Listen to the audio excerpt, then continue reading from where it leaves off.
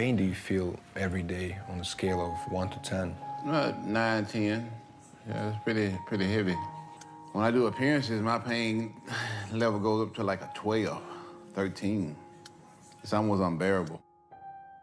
Yeah, buddy. Screw was just there just to hold the fusion in place. They fused my discs together. They've been there almost 2 years. They've pretty much done their job. All they're doing now is just causing the pain. I won't lie, I cried the first time.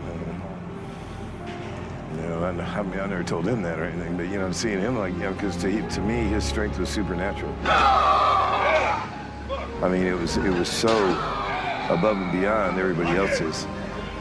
You know, it was very, very hard to see that, you know, and especially when the hips went, and I mean, he had to use a walker and all that. That was tough for me, you know.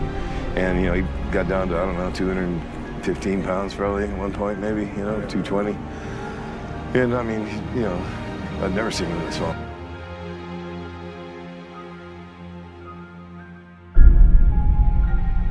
Ronnie trained hard, but did he train smart? That was the only thing that I questioned, especially now, seeing Ronnie with injuries and everything else. Have you ever recommended for Ronnie to stop lifting so heavy? Yeah, I sure did. You know, Ronnie, he had a goal in view. He wanted to be the #1 bodybuilder in the world. But of course, eventually, with the massive weights that he was lifting, those discs can many, many times pay a pretty heavy price.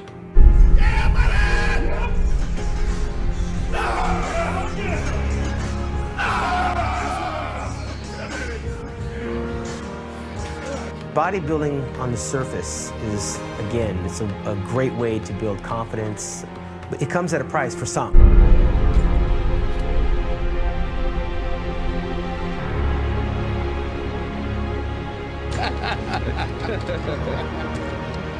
I think someone like myself, or even like Ronnie Coleman, we were just training pedal to the metal. It didn't matter, and we didn't think, oh, we're gonna get injured doing this. We just did it. Get to that level, you have to train like that. You know, Ronnie had enormous amounts of size and the quality of the muscle. He'd be down here just sitting there pumping 25, 30, or 40-pound dumbbells. He put the workload on his muscles to make them get to a level to where there were deep cuts, deep striations, and hard work. You know, and that's what his body availed. You saw that. You know, so if you're not willing to go to that place where he is going to train like that, understand that, and live like that, do that, do that, do that, then you don't have a chance. Yeah, buddy! Wait!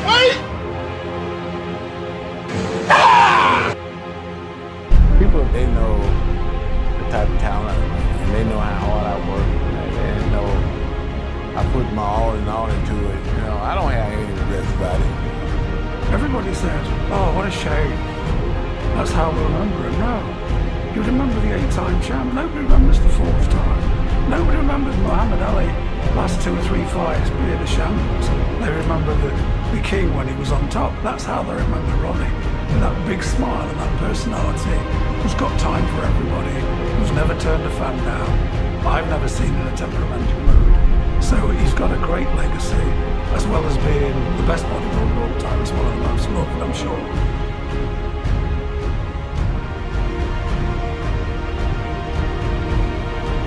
Great smile.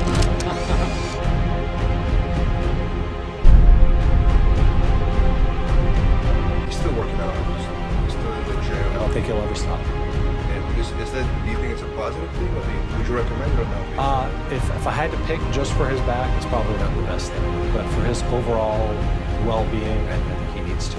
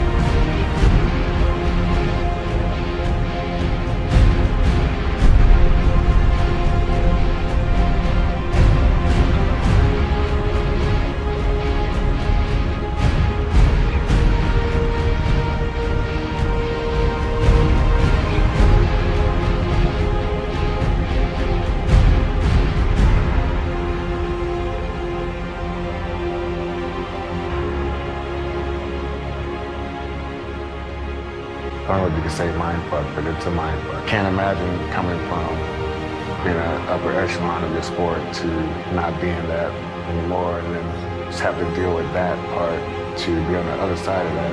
It's pretty hard. It's hard to advise bodybuilders of that caliber what they should or shouldn't do because they are in control of their careers. But I think Ronnie Coleman did what was best for him. If there was a way for him to compete tomorrow or next week or this year, and Ronnie Coleman, I don't think any of us would stop him from doing it.